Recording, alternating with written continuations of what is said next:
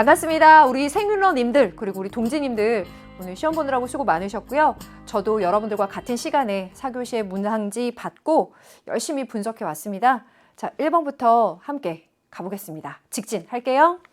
1번 문제는 언제나처럼 윤리학의 분류에 관련된 문항인데요. 2번 문항에서 조금 특이했던 점은 갑을 혹은 가나 두 가지가 아니라 세 가지 윤리학이 등장했어요. 자, 그 세 가지 윤리학이 뭔지 먼저 해결해 보겠습니다. 가번. 윤리학은 도덕 원리를 바탕으로 해서 실생활의 윤리 문제에 대한 해결 방안을 제시하는 데 주력해야 된다라고 했습니다. 원리를 바탕으로 해결 방안을 제시하는 데 주력한다라고 한다면 이론적인 윤리학의 토대를 바탕으로 하면서도 실천 문제에 관심을 갖고 있는 실천 윤리학의 가능성이 커지겠죠. 그럼 나번. 윤리학은 도덕적 언어의 의미를 분석해서 도덕적 추론의 정당성을 검증하는데 주력해야 된다면? 그렇죠. 메타윤리학적인 성격이 강해지네요.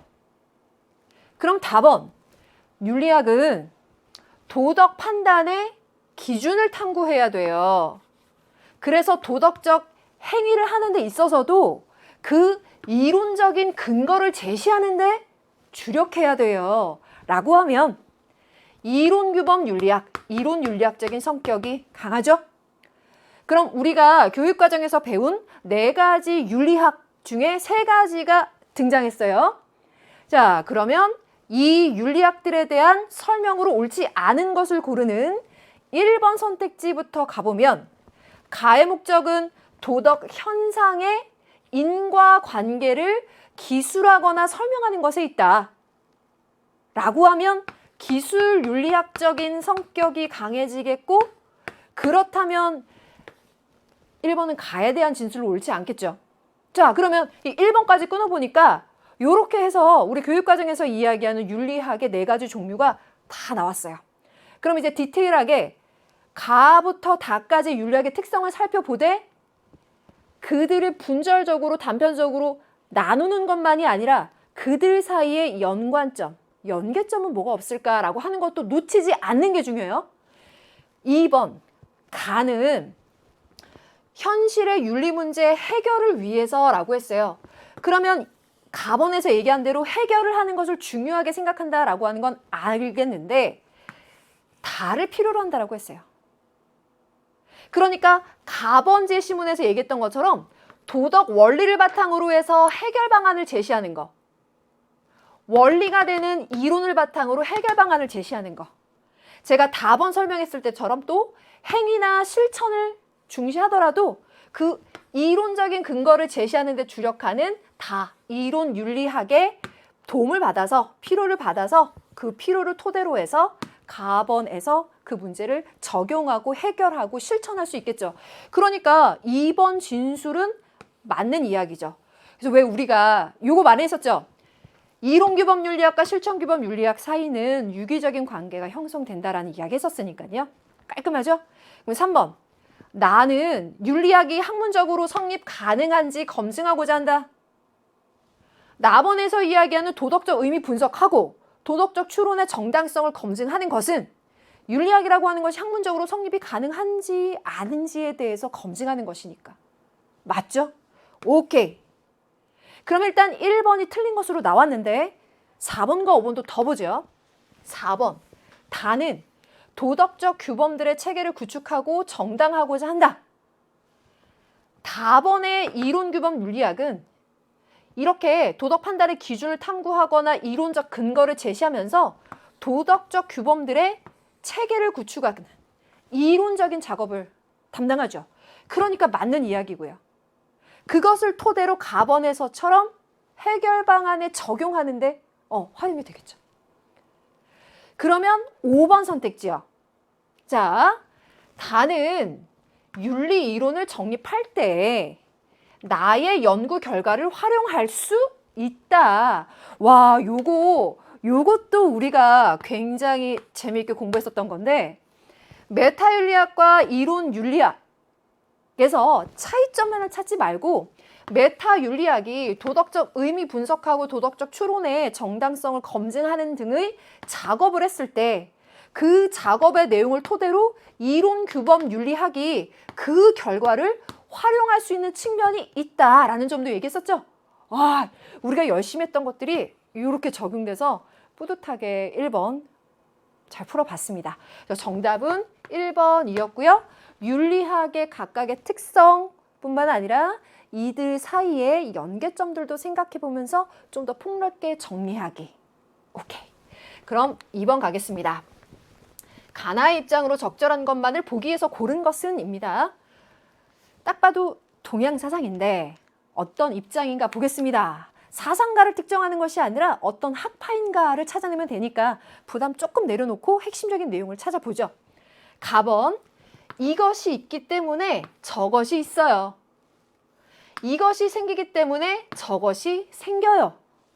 이것이 없기 때문에 저것이 없고 이것이 사라지기 때문에 저것이 사라진다라고 하는 것을 끝부분에 연기라고 못 박아줬어요. 엄청 고맙죠? 불교죠. 만물의 원인, 조건, 결과에 의한 상호 의존성. 그것에 따라서 결론적으로는 자비의 이야기까지 도출되죠. 그럼 나번 갑니다.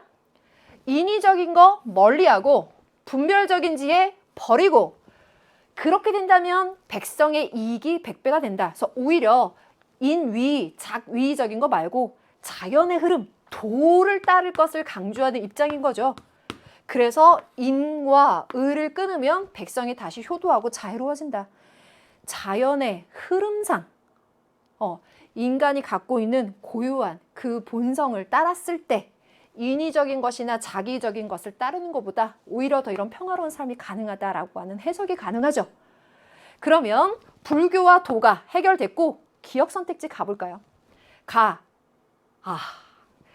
이 정도 우리 정말 핵심의 핵심을 짚었던 게 쏙 들어가 있어요.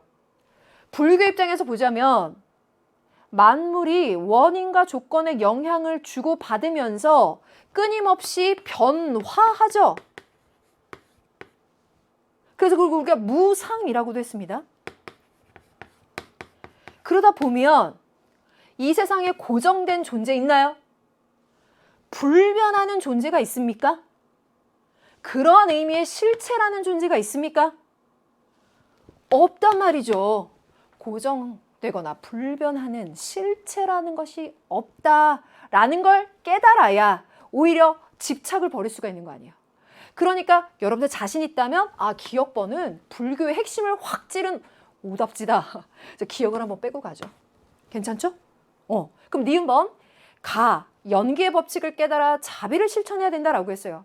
아까 얘기했던 것처럼 연기라고 하는 것이 상호 의존의 법칙을 깨닫게 된다면 나와 나 아닌 존재들은 원인과 조건의 영향을 끊임없이 주고받으면서 연결되어 있으니 나는 나 아닌 존재들에게 함부로 해서는 안 된다라고 하는 것을 깨달을 수 있겠죠. 자타불이에 대한 자각을 토대로 자비 실천을 깨달을 수 있을 거예요. 그래서 불교에서 니은은 핵심 오브 핵심입니다. 그래서 니은번 꼭 들어가줘야 돼요. 여기서 3, 4번으로 압축이 되는 냄새가 딱 나죠. 그러면 디귿번 가보죠. 인위에 얽매이지 않고 도에 따라야 된다. 그렇죠. 제시문에서 이야기하는 인위, 분별, 인의라고 하는 것이 인위적인 거예요. 여기에 얽매이지 말라는 거죠. 자연의 흐름, 도에 따르라는 거죠. 도가는 이것을 긍정하겠죠. 그러는 순간 이제 답이 얼추 나온 것 같아요. 그러면 리을번, 나를 함께 엮어서 인의를 통해 도덕적 삶을 추구해야 된다라고 했어요. 자, 요거 두 가지 분류로 한번 해석해 볼까요? 인의의 추구를 중요시하고 그래서 도덕적인 삶을 중시한다면 요거는 유교적인 관점이라고 해석이 가능하겠죠. 유교에 가깝겠죠.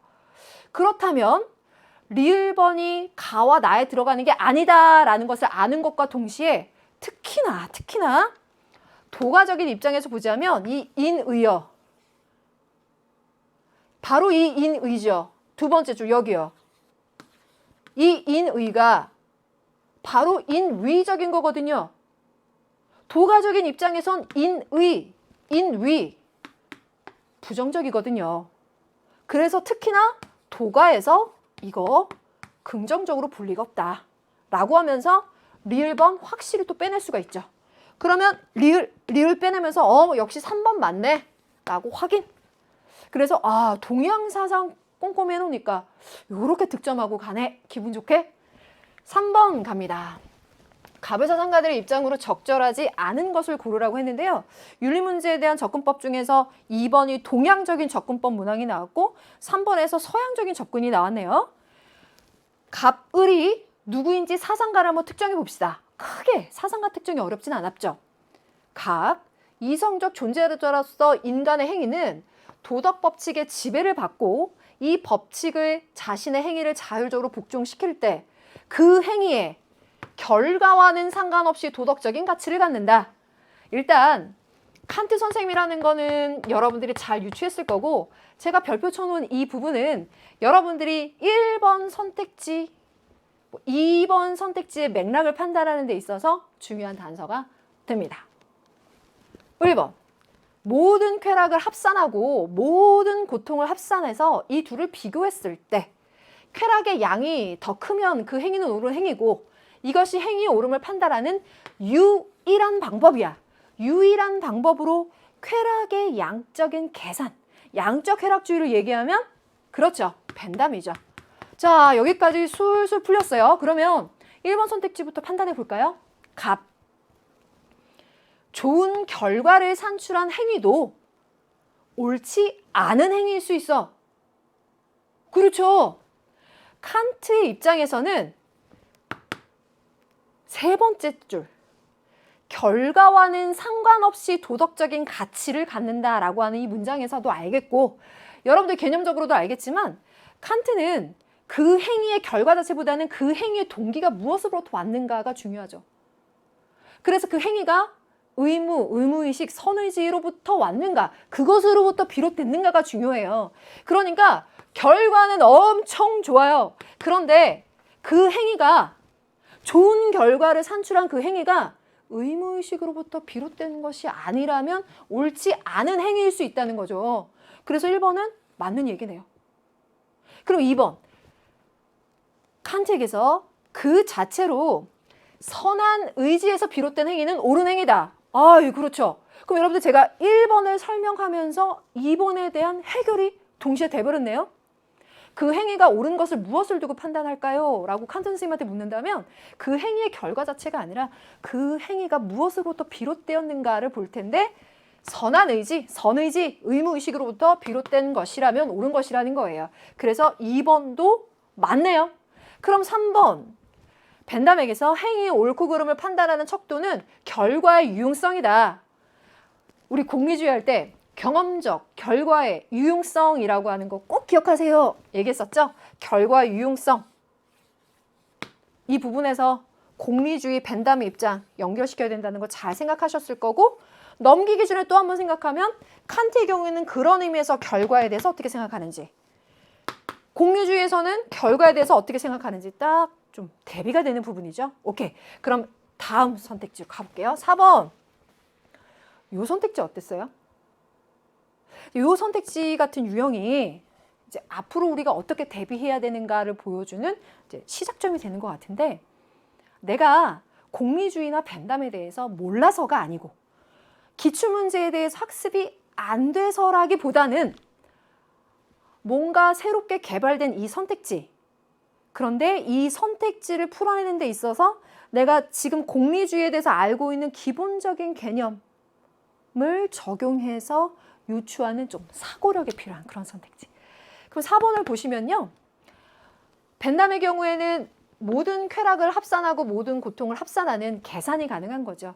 그러니까 쾌락의 질적 차이라고 하는 것은 존재하지 않고 양적 차이만이 존재해서 7가지의 기준법을 토대로 해서 쾌락을 계산할 수 있고 그렇게 해서 많은 양이 산출된 것을 추구하는 것이 옳다라고 봐요.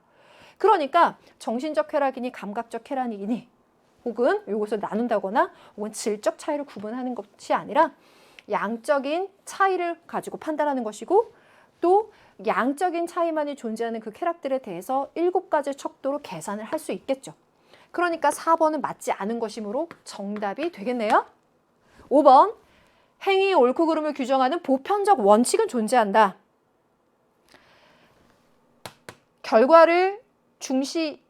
결과보다 동기를 중시하느냐 혹은 결과를 중시하느냐의 여부를 떠나서 이들의 경우에는 의무론적 윤리 혹은 을의 경우에는 공리주의적 윤리와 같은 보편적인 원칙, 선과 악을 판단하는 보편적인 원리나 원칙이라고 하는 것을 세워두고 그것에 근거해서 판단하게 되죠. 이것도 우리가 훈련이 그래도 어느 정도는 좀 됐죠. 예. 그래서 동그라미 하고요.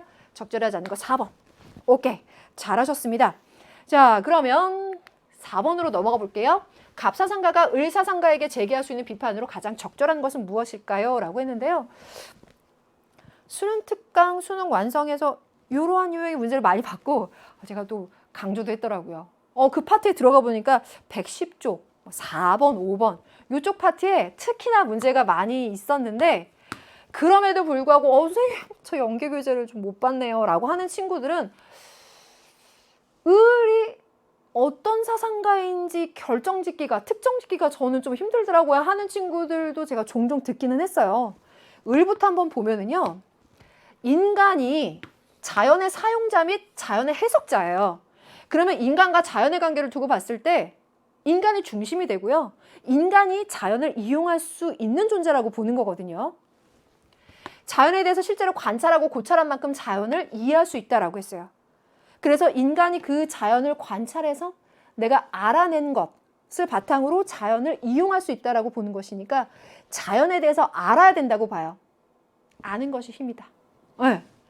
그래서 더 나은 지식, 그 아는 것, 자연에 대한 관찰을 토대로 나타난 지식, 실험을 토대로 나타난 그 지식이 만들어지면 과학기술의 진보를 기대할 수 있다는 것이 우리가 희망을 말하는 근거다. 그래서 이 사람이 베이컨이에요. 아는 것이 힘이다와 같은 그런 이 사람의 인상적인 개념을 도출해내도 좋을 것이고 또 이 사람이 생각하는 뉴 아틀란티스에서는 이렇게 진보된 과학기술이 인간들의 모든 문제를 해결해 줄 수 있다라고 보니까 그런 뉴 아틀란티스적인 관점에서 봤을 때 과학기술에 대해서 굉장히 긍정적으로 보는 거예요. 요런 관점이 도출되죠. 요걸 메모해 놓으세요. 그게 베이컨이고요. 갑번은요. 우리는 원하는 것보다 원하지 않는 것을 더 잘 알고 따라서 실제로 무엇을 보호해야 하는가를 알아내기 위해서 우리는 희망보다 공포로부터 논의를 시작해야 되고 행위를 하도록 북돋우는 공포가 책임의 본질적인 속성이다. 공포의 발견술, 책임, 윤리, 누구? 그렇죠. 요나스. 요 조합이거든요. 연계교재의 조합에도 그대로 있었네요. 그래서 지금 연계교재 내역이 발표되지 않은 시점에서 일단 제가 바로바로 떠오르는 것들 찾아봤는데 딱 그 샘플이에요. 그러면 1번부터 보면 과학기술자는 사회적 책임으로부터 자유로워야 함을 간과한다라고 했어요. 그럼 일단 여기 한번 끊어보죠. 요나스는요. 현 세대의 인간뿐만 아니라 미래 세대의 인간과 자연에 대한 책임을 이야기하거든요. 그렇다면 과학기술자는 사회적인 책임으로부터 자유롭다고 볼 수는 없을 거예요. 요나스 입장 자체가. 그러니까 사회적 책임으로부터 자유로워야 함이라고 하는 것은 요나스의 입장으로 적절하지 않기 때문에 요나스가 을에게 주는 비판의 내용으로도 적절하지가 않겠죠. 뺍시다. 두 번째, 인간의 책임 범위가 자연에 대해서까지 확대되어야 요나스 그렇게 생각하겠죠. 그런데 베이컨 당신은 그것을 간과하고 자연을 이용할 생각만 하고 있군요. 라는 비판 가능하겠네요. 그러면 일단 2번 정답. 3번. 인류의 복지를 위한 과학기술의 사용은 제한될 수 없음. 요나스가 그렇게 생각할까요? 제한될 수 있다고 보겠죠. 인간, 미래세대 인간, 자연. 또 인간의 그 존속을 위해서 생각해 봤을 때 제한되거나 책임의 문제가 분명히 따라오겠죠. 그래서 이것도 역시 요나스의 입장에서 을에게 줄 수 있는 비판의 내용이 아닐 거예요. 그럼 4번. 현 세대와 미래 세대 사이에 호혜적 책임이 있어야 함을 간과한다. 자, 포인트. 호혜적 책임. 요나스가 책임윤리 이야기한 거 맞아요. 현 세대가 미래 세대에게 혹은 현 세대가 자연에게 지는 책임은 호혜적 책임인가요? 비호혜적 책임인가요? 그렇죠. 비호혜적 책임이에요. 지금 이야기하는 이 책임의 주체와 책임의 대상 사이에 서로 간의 책임을 주고받을 수가 없단 말이에요. 그래서 호혜, 상호 간의 책임을 주고받는, 혜택을 주고받는 관계로 설명하지 않아요.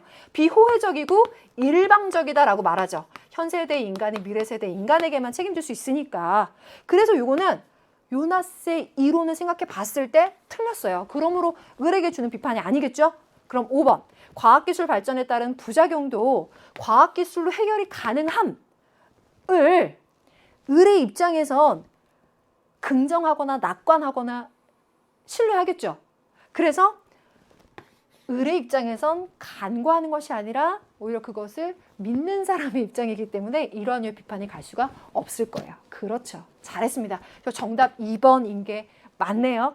오케이. 3점짜리여서 만약에 실수했다면 아깝다라는 생각을 하실 수도 있을 텐데요. 수능 때 꼭 맞추면 되죠. 5번 가보겠습니다. 다음 토론의 핵심 쟁점으로 가장 적절한 것은 무엇입니까? 핵심 쟁점 유형의 문제를 어떻게 푸는가 말씀드렸어요. 둘 다 55, XX이면 정답이 될 수 없어요. 한 사람은 O이거나 X여야 되고요. 간간히 이 토론의 논의상으로는 정확히 드러나지 않은 것들도 출제되기는 해요. 그런데 이 문제 풀었을 때에는 포인트가 잘 드러나죠. 유전공학에 대해서 이야기하는데 유전자 강화 연구까지도 우리가 지향을 해야 되느냐 말아야 되느냐 그 차이였어요. 갑의 경우에는 유전공학은 우리를 질병으로부터 해방시키고 우리가 바라는 인간의 현재와 미래의 모습을 실현시켜 줄 것이니까 유전공학의 발전은 행복한 미래를 위한 필수 조건이에요. 그래서 갑의 입장에서 유전공학에 대해서 긍정적으로 이야기하고 있다고 해석할 수 있네요. 그럼 을, 질병 극복은 선이에요. 치료를 목적으로 하는 유전공학 연구는 진행돼야 해요. 그러면 을의 경우에도 유전공학 연구에 대해서는 긍정적이겠네요. 근데 중요한 건 유전자 강화 연구예요. 지금까지는 우생학 같은 단어가 나왔는데 이제 유전 강화 연구, 강화 기술이라는 말로 나오고 있어요. 이것은 치료를 넘어서 자연적 형질의 변화를 추구하므로 지속되면 안 된다라고 말하고 있어요. 강화 연구는 지속되면 안 된다. 을이. 그랬더니 갑이 치료가 소극적인 선이라면 강화는 적극적인 선이고요. 유전자 강화를 통해서 자연적 능력은 확연히 강화될 것이니까 더 높은 차원의 삶을 경험할 수가 있어요. 그러면서 갑의 경우에는 이것에 대해서 긍정적으로 평가하고 있구나라는 게 유추가 가능하죠. 그랬더니 을이 유전자 강화 기술이 설령 자신과 미래 세대에게 높은 차원의 삶을 보장해 줄 수 있을지라도 이 기술은 인간의 고유성과 정체성을 훼손하니까 선이 아니에요. 라고 얘기합니다. 그러면 1번 선택지부터 봤을 때 유전공학 연구는 선을 추구해야 되는가 라고 하는 것은 대략적으로 두 사람 다 긍정의 대답을 할 가능성이 있죠. 또 치료를 목적으로 하는 유전공학은 발전돼야 되는가? 이것에 대해서도 긍정의, 두 사람 다 긍정의 가능성이 모아질 수 있겠죠. 세 번째, 유전자 강화 기술의 궁극적인 목적은 질병의 치료인가 라고 했는데 유전자 강화 기술의 궁극적인 목적이다 라고 하는 것은 이 제시문에서도 이야기하고 있지만 이것은 치료 목적을 넘어서서 적극적인 차원의 이야기인 거죠. 적극적인 차원에서 치료 목적을 넘어서는 측면에서 자연적인 형질의 변화를 가져오는 것이니까 궁극적인 목적이 질병의 치료냐라고 하면 그 기본적인 이론상, 개념상 둘 다 긍정이 아닌 부정에 가까운 대답을 하겠어요. 그래서 지금 1, 2, 3번에서는 긍정과 부정으로 나눠지지 않고 둘 다 긍정이거나 부정의 대답을 지금 하고 있는 것으로 판단이 되죠. 그럼 4번 가보죠. 유전자 강화 기술은 인간의 자연적인 능력을 변화시키냐. 지금 3번에서 이야기한 것과 연결시켜서 얘기해보면 자연적 능력을 변화시키는 좀 더 적극적인 차원의 문제인 거죠. 그래서 둘 다 긍정할 가능성이 크네요. 자, 그럼 정답입니다, 여러분들. 5번.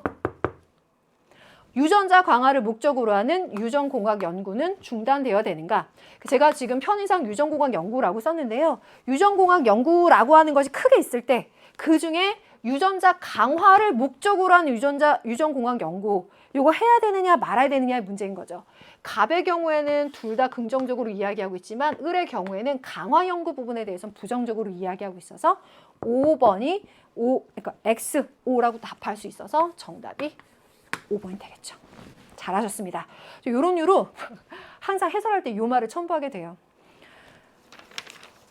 이론 자체는 어려운 단어는 아닌데 소재 자체가 의학, 과학기술에 관련해서 좀 딱딱해요. 그리고 정답이 좀 뒷부분에 나와 있어서 시간을 좀 잡아먹는 그런 문제입니다. 실수하지 않으셨길 바라고요. 이 유형을 좀 훈련해 두시고 기본적인 개념들, 어떤 이야기를 하려고 하는 것인가라는 거 알아두면 도움이 좀 많이 될 거예요. 6번 갑니다. 갑을 사상가들의 입장으로 적절하지 않은 것은 무엇인가요? 라고 했어요.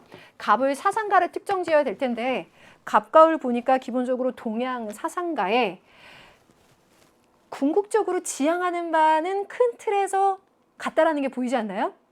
둘 다 성인이 되는 것을 지향하고 있고요. 예라는 걸 강조하고 있는 유교 사상가예요. 그중에 이거 말해 뭐해? 항산이 있어야 항심을 지닐 수 있는 백성에 대해서 얘기한다. 무항산자 무항심이다 라고 얘기하면서 백성은 항산이 있어야만 항심을 지닐 수 있습니다 라고 이야기하는 것은 맹자의 입장이죠. 그래서 맹자는 인의 실천, 유교가 그러니까 인의 실천을 강조하는데 백성들이 그렇게 도덕적인 삶과 실천을 하는 데 있어서 항산이 기반이 될 수 있다고 보는 거예요. 그러니까 항심을 지키고 인을 실천하는 데 있어서 항산은 기반이 됩니다. 그럼 1번. 왕공과 사대부의 자손이라도 예의를 힘써 행할 수 없다면 서인으로 귀속시켜야 되고 서인의 자손이라도 학문을 쌓아서 몸을 바르게 하고 예의를 힘써서 행할 수 있다면 사대부로 귀속시킨다. 자, 이게 선생님 이게 순자라는 거 어떻게 딱 특정을 할 수 있죠? 라고 한다지만 사실 이게 기출이 된 역사도 꽤 있고 연계교재도 많이 돼 있어서 사실 많이 노출되어 있는 부분이기도 하거니와 전체 조합상 유교의 입장을 선택지 안에 유교가 공동으로 지향하는 바를 선택지 안에 구성으로 넣고 갑이 맹자인 걸 정확히 제시해주면서 을이 그렇다면 순자의 가능성에서 순자가 이러한 예의를 강조하는 점. 그래서 그것에 따라서 직분을 분배하는 것을 강조하는 점. 이걸 보여주는 거란 말이에요. 그럼 맹자와 순자를 두고 1번. 그렇죠. 성인은 백성의 기본적 생계 유지를 중시한다. 항산이 그랬죠. 오케이. 2번. 경제적인 안정은 백성에게 도덕적 삶의 기반이 된다. 이게 논리적으로 이어지지 않나요? 1번에서 말한 기본적인 생계 유지가 경제적인 안정으로 이어지고 경제적인 안정은 백성에게 도덕적인 삶의 기반, 인의의 실천이라던가 항심을 지키는 것과 연결이 돼요. 논리적으로. 선택지 안에서도 그럼 3번. 사회적인 역할은 능력보다는 선호에 따라 결정돼야 된다. 야, 이것도 우리 어느 정도 훈련이 됐는데요. 자칫 순자의 을 제시문을 보면서 사대부의 자신도 서인이 될 수 있고 서인의 자손도 이렇게 해서 사대부로 귀속시킬 수 있는 거라면 야, 이게 뭔가 직업이 결정되어 있는 게 아니라 이거 뭐 선호에 따라 선택될 수 있다는 그런 얘기인가? 라고 혹시 오해한 친구들이 있다면 아니에요. 사회적 역할이라고 하는 것은요. 능력과 덕을 헤아려서 구분해줘요. 그 기초가 되는 것이 기준점이 되는 것이 예의인 거거든요. 능력과 덕을 헤아려서 분배합니다. 그러니까 능력보다는 선호에 따라 결정된다라고 하는 것이 오답이죠. 그래서 틀린 것으로서 정답이 됩니다. 7번. 사회적 역할을 분배하는 기준이 뭐가 된다고요? 여기 있네요. 예를 기준으로 해서 사회적 역할을 분담한다. 사회적 역할 분담은 어떻게? 예를 기준으로 연결되네요. 5번. 사회적 분업은 사회 질서를 유지하는 데 기여할 수 있다. 그러니까 갑과 을이 큰 틀에서 유교사상가로 봤을 때 이들은 사회적 분업의 원리를 긍정한단 말이에요. 그것이 사회 질서를 유지하는 데 기여할 수 있다고 보고 도덕적인 삶을 사는 데 있어서도 영향을 줄 수 있다고 보니까 큰 틀에서의 긍정. 옳지 않은 거 3번. 오케이. 잘하셨습니다. 7번. 담을 주장한 사상가 입장으로 적절한 것만을 보기에서 고른 것은 무엇입니까? 라고 했는데요. 혹시 이 제시문의 사상가를 특정 짓지 못해서 난처해한 친구들이 있을까 걱정이 되긴 했는데 선택지에서 문을 좀 열어줬어요. 첫 번째 줄 제시문부터 보겠습니다. 본래 인간은 자유롭고 평등해요. 독립된 존재인데요. 자신의 동의 얘기가 나왔어요. 동의 없이 다른 사람의 정치 권력에 복종할 수 없는 존재예요. 그래서 반드시 동의가 필요해요.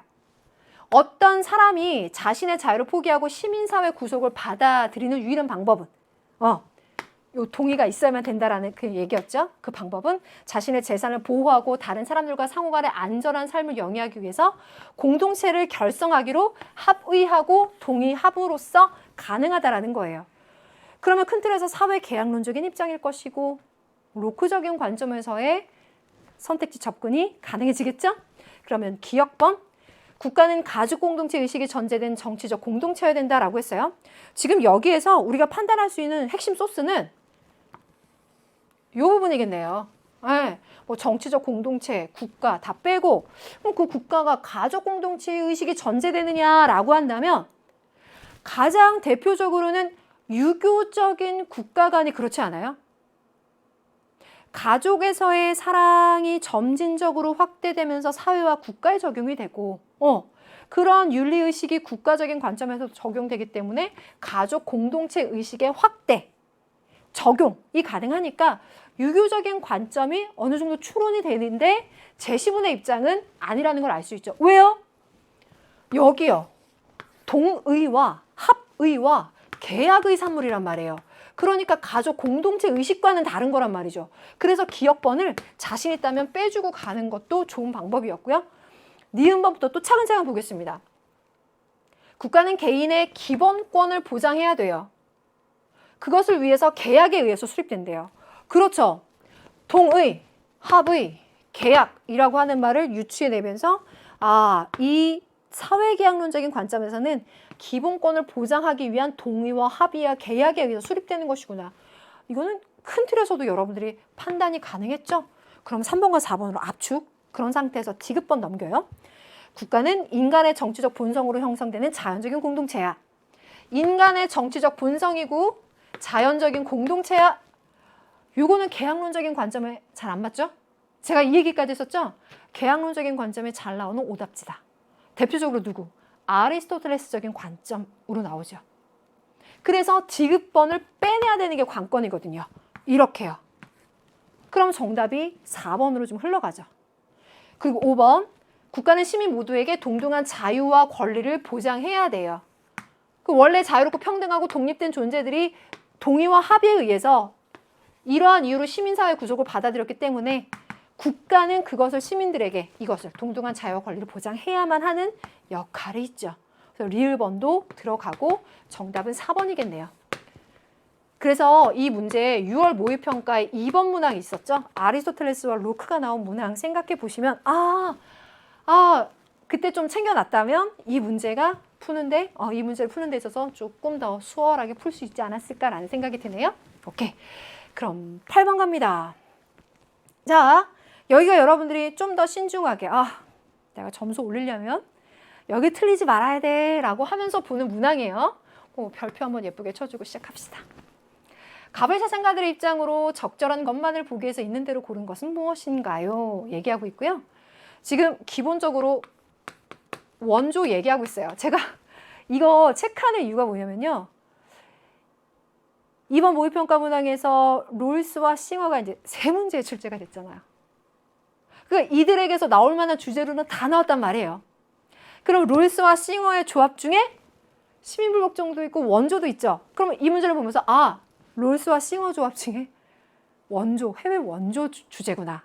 이걸 딱 1단계로 직관적으로 파악할 수 있는 중요한 작업 단계예요. 네, 이걸 하고 나서 갑번에 질서 정연한 사회에 만민은 고통받는 사회들을 원조해야 될 의무가 있고 이 의무를 실행하는 방법이 경제적 및 사회적 불평등을 규제하는 분배정의 원칙을 따르는 것은 아니다.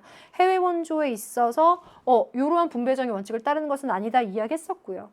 롤스, 그러니까 제시문상에서 이 사람이 누구인지에 대해서는 우리를 크게 혼란에 빠뜨리진 않아요. 이유는 뭘까요? 선택지에서 고민하라는 거죠. 자, 그러면 갑번은 롤스, 1번은 적은 비용으로 가난한 사람의 복리에 중요한 변화를 일으킬 수 있고 쾌락 증진과 고통의 감소를 추구하는 공리주의 이론에 근거해서 원조 의무를 판단해야 돼. 싱어예요. 싱어의 제시문 안에 공리주의적인 입장에다가 적은 비용으로 가난한 사람의 복리에 중요한 변화를 일으킨다라고 하면 비용 대비 혜택을 분명 분석해야 된다라고 하는 메시지를 담고 있는 거예요. 겉으로는 말랑말랑해 보이지만 이 안에 공리주의적인 관점에서 너가 판단해야 되는 선택지를 내겠어 라고 하는 게 역시나 들어가 있더라고요. 그거 한번 봅시다. 기억번 갑. 정의 원칙에 따라 운영되는 국가는 원조의 대상이 아니다. 이건 끊임없이 진화되고 있죠. 자, 봐요. 원조의 대상이 되는 국가는 어떤 국가니? 라고 했을 때 딱 제외되는 것이 정의의 원칙에 따라서 운영이 되는 질서 정연한 국가라면 원조의 대상이 아니에요. 그래서 이 사람에게서 중요한 거는 그 나라가 자연자원이 풍족하냐 이런 차원의 문제가 아니라 정의의 원칙에 따라서 운영이 된다라고 하면 원조의 대상에선 제외되는 것이니까 요거 기억번은 일단 꼭 들어가줘야 돼요. 자, 그래서 제가 이제 문제를 풀면서 혹시나 어떻게든 나는 꼭 실수 절대 하지 않겠다라고 하는 분명한 목표의식을 가졌을 때 첫 번째, 기억은, 중요한 얘기하니까 또 분필 한번 부러져 주네요. 기억은 꼭 들어가줘야 돼요. 기억이 빠진 선택지를 고르면 이제 정답과 멀어지는 거죠. 요거 1단계 체크를 한 다음, 두 번째, 빈곤으로 고통받는 사람을 원조하지 않아도 되는 경우가 있다라고 얘기했어요. 자, 이런 선택지가 새롭죠. 내가 이론을 모르나? 그 차원이 아니란 말이에요. 내가 이미 알고 있는 이론, 제시문에서 이야기하고 있는 이론인데 그걸 가지고 적용을 해봤을 때 빈곤으로 고통받는 사람을 원조하는 데 있어서 들어가는 비용 혹은 그것에 따른 혜택 생각해 보니 을의 입장에서 적은 비용으로 가난한 사람의 복리에 중요한 변화를 일으킬 수 있을 때, 그렇죠? 그리고 원조 주체의 과도한 희생이 요구되지 않는 범위 내에서 지금 잘 체크하셨죠? 네. 그 점을 생각해 본다면 빈곤으로 고통받는 사람을 원조하지 않아도 되는 경우가 발생하겠네요. 원조 주체의 과도한 희생이 있는가 없는가 따져봐야 되고 이 원조를 하는 데 있어서 들어가는 비용에 비해서 뭐 혜택이나 복리 증진이 되게 약하게 나타난다 라고 한다면 요거는 공리주의적인 관점에서 유용성의 원리에 어긋나겠죠. 그러면 니은번이 들어가겠네요. 그런데 이 니은번을 여러분들이 생각하기가 조금 끝까지 고민이 됐을 수 있어요. 그러면 제가 만약에 니은번이 확신이 없다라고 하면 디귿번으로 한 번 더 넘어가겠죠. 원조는 도덕적 구속력이 배제된 개인의 선택의 문제다. 여기서는 확신인데요. 원조는 도덕적인 구속력을 갖고 있는 의무예요. 자, 이렇게 내가 내 일상생활에서 어느 정도의 그 지원을 통해서 이렇게 힘든 고통받는 사람들을 도울 수 있는 상황에 있는 사람임에도 불구하고 그것을 하지 않는 것은 안 돼요. 두 사람 다 갑을 모두 의무로 보고 있죠. 의무. 그러니까 도덕적 구속력이 배제돼. 선택의 문제야. 라고 하는 건 디귿은 꼭 빼줘야 된다는 거죠. 그러면 요렇게 가능한가요? 네. 여러분들 이론에다가 내가 실수하지 않을 장치까지 마련해 둔다면 요거 한번 써보세요. 기억은 꼭 들어가야 된다라고 하는 거에 대한 확신이 있다. 디귿은 꼭 빠져야 된다라고 하는 것에 확신이 있다면 많이 좁혀졌을 거예요. 그리고 나서 디귿 리을번 자원이 풍부한 국가는 원조의 대상이 될 수 없다. 이거 이론이죠. 이론상으로 봤을 때 일단 을, 싱어 입장으로 봤을 때에도 자원이 풍부한 국가 내에 빈곤으로 고통받는, 절대 빈곤으로 고통받는 시민이 있다면 원조 대상이 될 수 있을 거죠. 그 다음 롤스 입장에서 봤을 때에는 원조의 대상이 자원이 풍부한 국가냐 아니냐, 그 나라의 자연자원, 천연자원, 자원이 풍부하냐의 여부의 문제가 아니라 자원이 풍부하지만 국가 운영이 잘 되지 않는 나라도 있고 자연자원이 풍족하지 않지만 국가 운영이 잘 되는 나라도 있잖아요. 그러니까 자연자원이 풍부하지만 국가 운영이 잘 되지 않는다면, 그래서 고통받는 사회라면 원조의 대상이 될 수도 있겠네요. 그러니까 리을번 입장에서 봤을 때 자원이 풍부한 국가는 원조의 대상이 될 수 없다라고 하는 것은 빼줘야 되는구나 라는 게 판단이 가능하죠. 그래서 리을 빼주는 게 맞겠는데 라고 이론적으로 판단을 했다면 정답이 1번으로 모아졌을 거예요. 네, 그래서 1번 정답인 거 맞고요. 이렇게 기본, 그래도 상대적으로 기역, 니은, 디귿, 리을 중에서 상대적으로 좀 정확하게 좀 확신을 갖고 내가 판단할 수 있는 선택지에다가 니은처럼 내가 기본적으로 갖고 있는 선택지를 갖고 추론해보는 사고력을 요하는 선택지, 그리고 리을처럼 또 역시나 기본적인 이론을 바탕으로 두 사람에게 적용하는 것에다가 지금까지의 기출의 훈련이 좀 적용되는 요 선택지, 요것들을 적용하면서 판단을 해보면 이 중에 적절한 것만 골라라 라고 하면 기역하고 니은만 적절하고 디귿하고 리을번은 틀린 거구나, 이렇게 판단 가능하죠. 정답 1번인 거 이렇게 저렇게 해설하고 방법도 알려드렸어요. 자, 여러분들 명쾌하게 정리하면서 수능 때 딱 득점하시길 바라요. 9번 갑니다. 와, 텍스트 꽤 길죠? 제가 요 제시문을 이제 읽으면서 요 선택지 하나하나와 제시문도 매치를 시켜드릴 거고, 네, 또 핵심적인 내용을 딱 얘기를 해드릴 테니까 한번 보세요. 그림의 강연자가 긍정에 대답할 질문으로 가장 적절한 것은 무엇이냐라고 했는데, 그림의 강연자를 사상가로 특정할 필요가 없이 이 긴 정보 덩어리를 두고 이 정보와 선택지를 매치시켜 보면 좋죠. 자, 근데 요 단원이 의식주 윤리 중에서 음식에 관련된 게 드디어 나왔단 말이에요. 그러면서 중요한 이야기를 하는 걸 보니까 로컬 푸드 이야기도 나오는, 과거에 제가 학력평가에서 이런 문제가, 유사한 문제가 좀 말랑말랑하게 나온 거 있었다라고 예전에 강의하면서 했었던 적이 있는데 그런 부분이 적용되네요. 가볼게요. 1번 선택지 보면서 매치시켜 드릴게요. 가난한 사람들도 유기농 음식을 이용할 수 있도록 배려해야 합니까? 라고 이야기하고 있는데요. 자, 요 부분이 일단 제가 딱 찾아보니까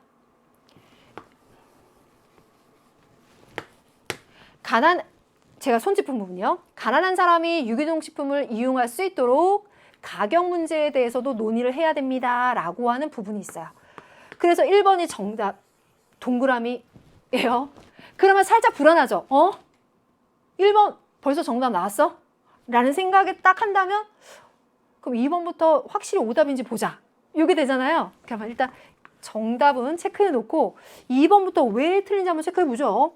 2번, 맛의 즐거움과 건강을 위해서 음식의 질보다 양을 중시해야 되는가? 질보다 양을 중시해야 되는가? 라고 했는데 아닙니다. 이 부분이요. 제가 짚은 부분. 질이 낮은 음식을 풍족하게 먹는 것보다 덜 먹더라도 질 좋은 재료로 유기농 식품을 먹는 게 좋아요. 라는 거거든요. 그걸 보면 질보다 양, 노노. 그래서 2번 X. 그럼 3번. 대량 생산으로 음식 재료 가격을 낮추는 게 언제나 바람직한가요? 음식 재료 가격을 낮추는 대량 생산이 언제나 바람직한가요? 라고 했을 때 이 제시문에서 보자면 여기에요. 이 부분이요. 비록 경제적인 효율성이 좀 떨어지더라도 이런 유기농 식품을 먹자라고 이야기를 하는 것은 이것이 건강에도 좋고 이러이러한 부분에 있어서 지속 가능한 생산을 위해서도 필요하기 때문에 음식 재료 가격을 낮추는 게 능사이거나 최선이거나 그것이 언제나 그렇다라고 얘기하는 게 아니란 말이에요. 글의 전반의 흐름과 요지와 맞지 않네요. 네 번째, 유기농 식품의 소비 과정에서 환경에 대한 고려를 정말 환경에 대한 고려를 매우 중시해야 돼요. 어디에 있냐면 여기 두 번째 줄, 환경 등 여러 요소를 고려하라 그랬어요. 배제할 리가 없죠. 그래서 여기까지는 그래도 심플하게 제외가 되더라고요. 5번이요. 가까운 지역의 유기농 식품을 이용하는 것이 가장 경제적인 소비인가? 제가 이 문제 풀기 시작하면서 앞부분에 로컬 푸드라는 이야기를 했어요. 여기요. 경제적 효율성이 떨어지더라도 유기농 먹거리는 반드시 가까운 지역에서 얻어야 합니다. 로컬 푸드 이야기예요. 그러면 이렇게 가까운 지역의 유기농 식품을 이용하는 것, 로컬 푸드 이용하자라고 이야기하고 있는데 그게 한 번만 더 생각해봐요. 경제적인 소비예요? 아니죠. 제 질문에서 얘기했지만 그것은 경제적 효율성이 떨어질 수도 있어요. 그러니까 합리적이고 경제적인 소비적인 측면에선 떨어질 수 있지만 윤리적인 측면, 환경을 생각한다거나 농부들의 지속 가능한 생산을 생각했을 때에는 윤리적인 소비와 가까울 수 있다는 거예요. 그러니까 경제적인 소비 노노. 그래서 5번에 틀린 포인트는 여기 있어서 아, 틀렸구나 라고 판단할 수 있었죠. 그러고 보니까 이 문제는 음식윤리에다가 소비윤리까지 한번 생각해 볼 수 있는 단원을 함께 연결시키면서 볼 수 있는 그런 주제네요. 앞으로도 이런 문제 나올 가능성이 있겠죠. 좋아요. 정답 1번. 그러면 10번 갑니다. 가불병 사상가들의 입장을 나그림으로 표현할 때 A부터 D에 해당하는 질문으로 적절한 것만을 보기 위해서 있는 대로 고른 것은 3번에다가 딱 각 잡고 있죠? 아, 분배윤리? 집중해줘 하고 각을 잡고 있어요. 이 분배윤리에서 딱 나올 만한 분 나오셨고 갑번에 오랜만에 이분이 나오셨어요.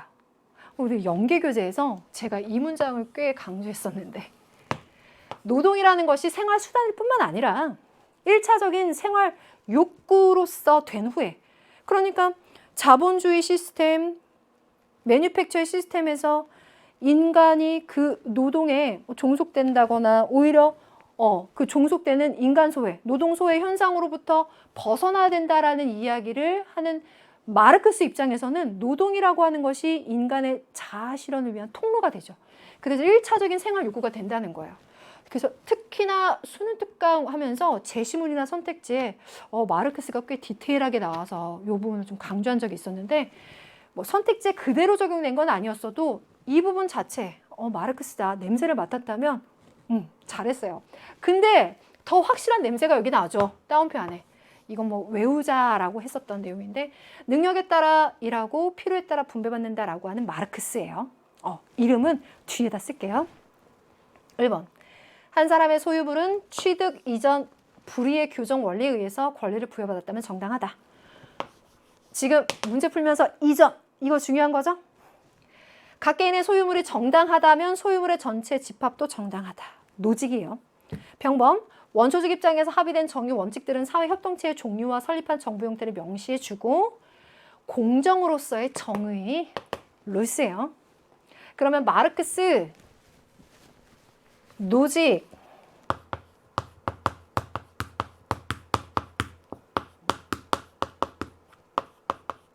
요렇게 가겠습니다.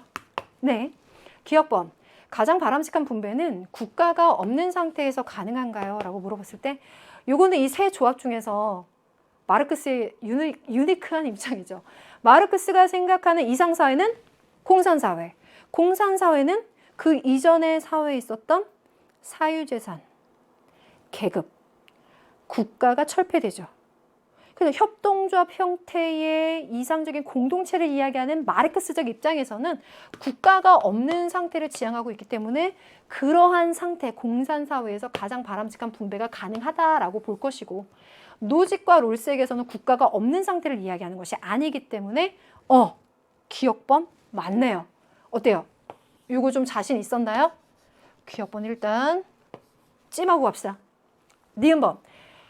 자기 노동의 결과에 대해서만 정당한 소유권을 갖는가? 제가 아까 1번 읽을 때 이전에다가 별 붙였던 거 기억나죠? 이전, 양도 받은 거. 생각해보세요. 양도해 주고 양도 받은 거. 그거는 내가 노동하지 않은 것이어도 양도 받을 수 있어요. 이전될 수 있잖아요. 그러면 정당한 노동의 결과에 대해서도 소유권의 여부를 생각해 보면서 무슨 로크적 단서까지 따져봐야 되지만 이번 선택지 거기까지 나온 게 아니니까 그런 노동의 문제에 의해서도 소유권이 발생되지만 그것만 그러냐? 아니다. 양도에 따라서 이전되었다면, 정당하게 이전되었다면, 저자적 정의에 문제가 없다면 인정된다. 그러면 B, 노직 입장에서 yes인 거죠. no인 거죠. 다시 한번요. 노직 입장에서 아니요 라고 기본적으로 대답해야 되는 거니까 니은번 좀 더 자신 있게 빼줄 수 있겠는데요. 요렇게요. 예, 노직 X. 디귿번. 최소 국가는 정의 실현을 위해서 분배 과정에 개입할 수 있나요? 그죠? 미니멀 스테이트는 이 분배의 정의 실현을 위해서 개입할 수 있고 여기서 이야기한 불의를 교정하는 역할도 할 수 있죠. 그러니까 할 수 있는가라고 한다면 할 수 있습니다. 5가 되겠죠. 그러면 디귿번 맞겠는데? 라고 하면서 이렇게. 그러면 2번과 4번으로 압축되나요? 그러면 리을번이 관건인 거 딱 나오네요. 오케이. 재산에 대한 사적 소유권은 차등적으로 분배되어야 되는가? 롤스에서 나왔네요. 이거 어때요? 사유재산을 소유할 권리, 사적 소유권, 재산에 대한 사적 소유권, 사유재산을 소유할 수 있는 권리 자체는 기본권적인 권리로서 평등하게 부여되는 것이죠. 그 자체는 기본권적인 자유로서. 그럼 리을번은 롤스 입장에는 맞지 않겠네요. 그러면 리을을 빼내는 거죠. 이렇게요. 그러면 10번의 정답은 2번이 되네요. 그래서 이 리을 선택지가 관건이 됐었어야 돼요. 그러면 이 리을 선택지 잠깐 한번 들어볼래요? 21학년도 9월 18번에 기억, 롤스. 사유재산권은 차등의 원칙에 의해서만 제한될 수 있냐라는 선택지 나왔었고 20학년도 수능 10번에 2번의 롤스. 사유재산권은 정의 원칙에 따라 평등하게 분배되어야 한다라는 선택지 나왔어요. 그 기출의 역사를 올라가 보면서 리을번을 다시 한번 판단할 수 있겠죠? 네, 이렇게 꼼꼼하게 챙겨두시면서 10번 잘 맞추셨길 바라고요. 6월에 비해서 좀 덜 까다롭게 출제되었나라고 좀 체감 난이도를 느끼실 수도 있을 텐데 이번 문제를 잘 맞췄다면 좋고 잘 맞췄더라도 조금 더 어려운 난도에 대비해서 수능을 대비하는 것이 만점으로서의 자세겠죠. 어쨌든 수고하셨어요. 11번 갈게요. 갑의 사상가들의 입장으로 가장 적절한 것은 무엇입니까? 갑번 보니까 미능사인 언능사기, 미지생 언지사. 그 공자, 논어편에 나오는 그 얘기가 나오고 있네요. 선비와 어진 사람은 살기 위해 인을 해치지 않고 자신을 희생해서라도 인을 이루려 한다. 살신성인 이야기도 나왔고 그 앞부분 얘기 나와서 요거는 유교 입장에서도 공자의 관점을 추론할 수 있겠죠. 워낙 잘 출제되는 부분이네요.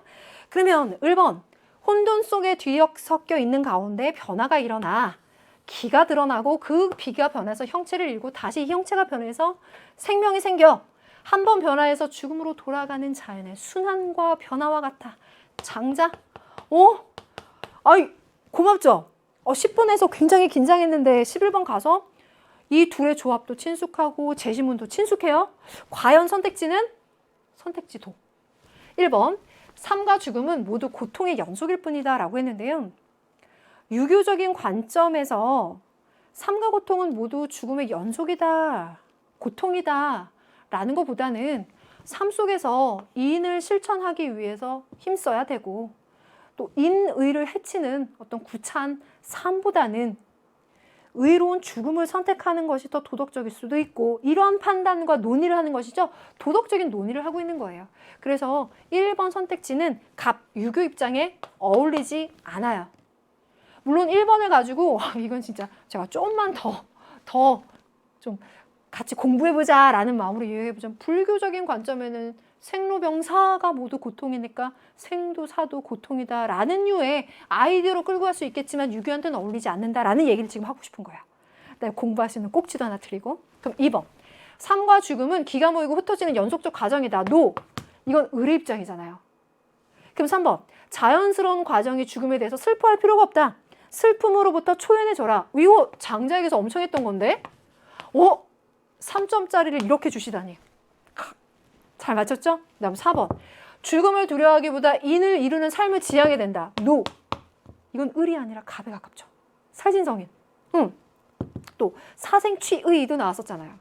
5번 현세에서의 도덕적 실천이 내세의 삶에 영향을 미친다.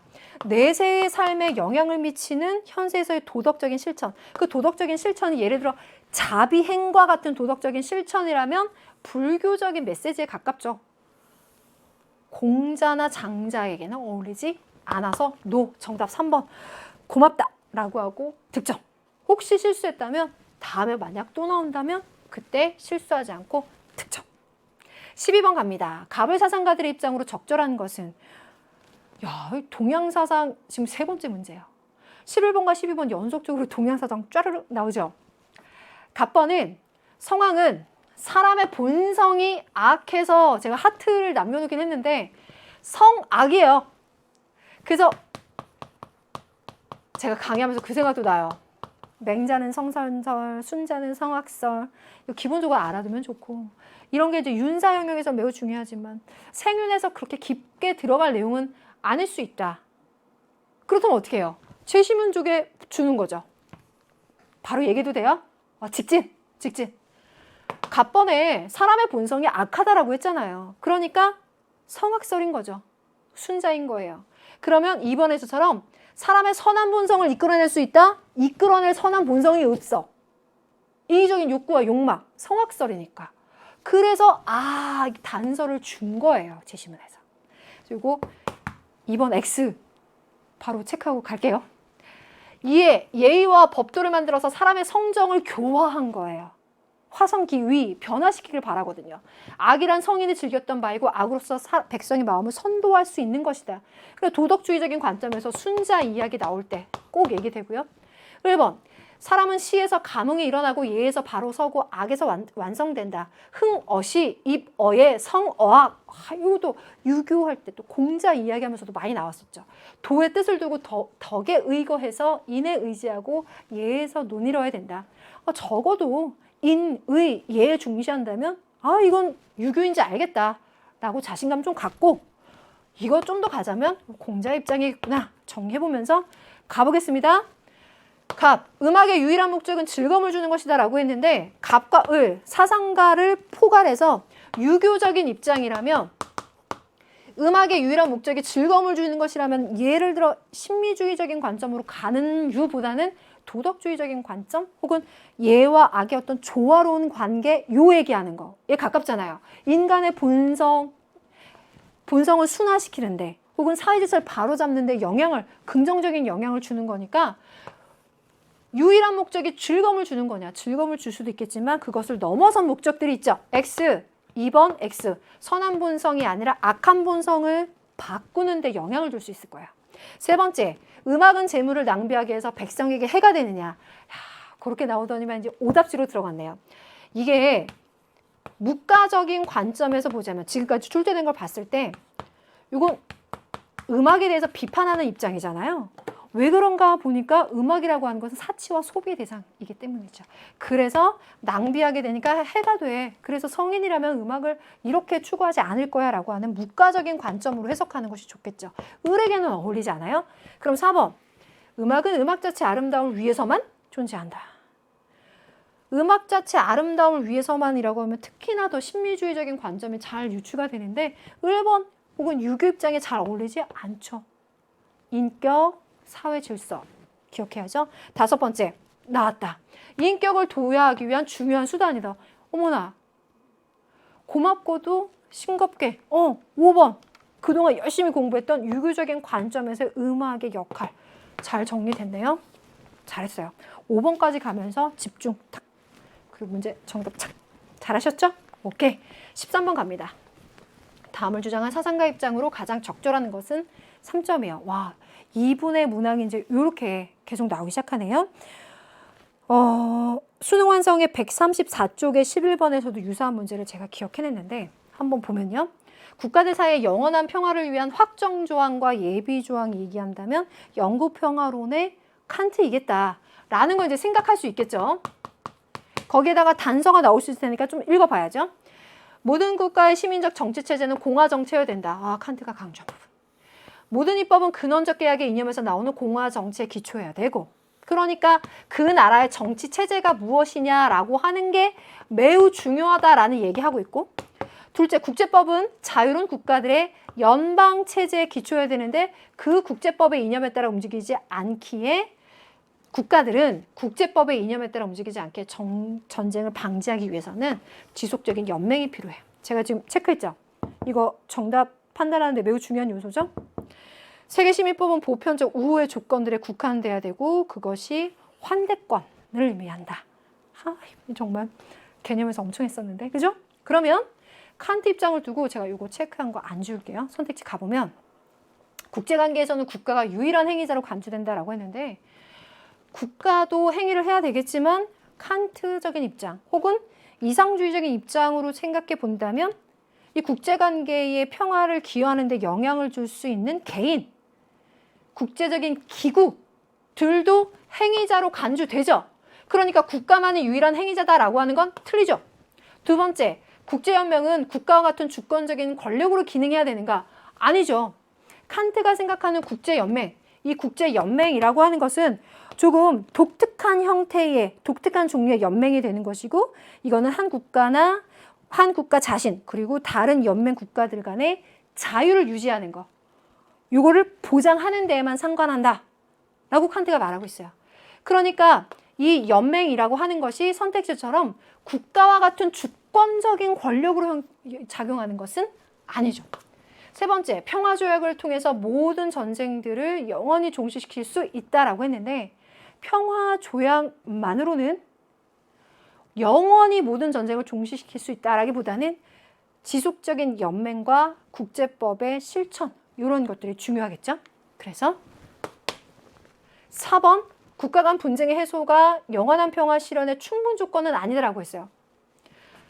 분쟁을 해소했다라고 해서 영원한 평화를 실현하는 충분 조건이냐?